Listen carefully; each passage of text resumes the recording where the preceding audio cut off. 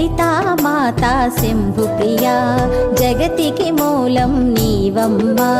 శ్రీ భువనేశ్వరి అవతారం జగమంతటికి ఆధారం హేరంబునికి మాతవుగా హరిహరాదులు సేవింప చండుని ముండుని సంహారం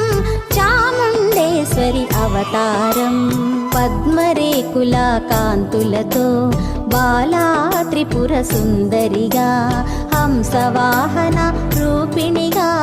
వేదమాతవై వచ్చితివి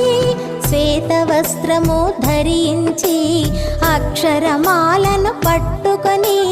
భక్తి మార్గము చూపితివి జ్ఞాన జ్యోతిని నింపితివి